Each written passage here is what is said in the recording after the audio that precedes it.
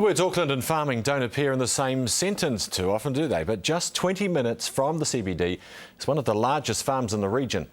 Motutapu Island in the Hauraki Gulf is a diverse collection of conservation, farming, history and education. And as Tom McRae found out, like most farms, they're dealing with the drought. There's downtown Auckland, and if we pull out a bit, there's Rangitoto, and now the bone-dry pasture of Motutapu. We're owned by all of New Zealanders, and we encourage New Zealanders and visitors to come out here and walk all over the farm. Do you consider yourself an Auckland farmer? People would probably see me as a Queen Street farmer. At 1,500 hectares with 1,700 head of cattle and 250 sheep, it's a large farm.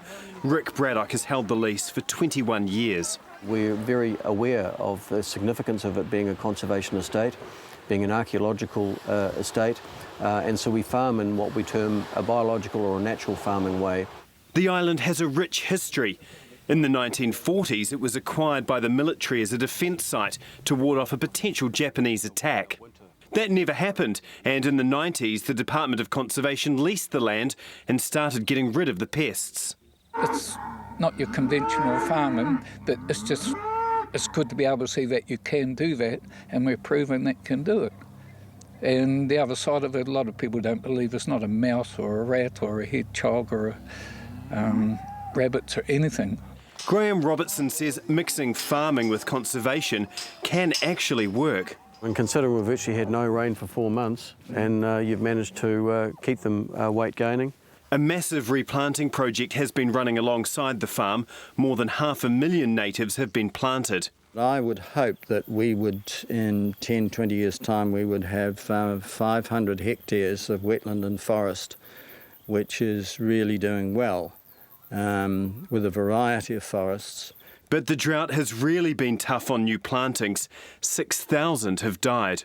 It represents a lot of work that has gone west, but on the other hand, we've learnt a lot, and we know a lot more about how to handle it. Over the years, that has been the motto: trial and error. They've had a considerable amount of success, though. Kiwi were released here after the island was declared pest-free. Takahe are also easy to spot roaming the island. I'd like to think that this could be an example of maybe suggesting that New Zealand could become pest-free over a 50-year period. There's also an education centre. 12,000 schoolchildren camp on the island every year. Rick Braddock is proud of their achievements so far, but says they're only just the beginning. More of the same. On a scale of 1 to 10, we might be at 2 or 3. So we've still got a long way to go, but we've already achieved significant success. The island is open to the public, and what makes their success sweeter is that it can be shared. Tom McRae,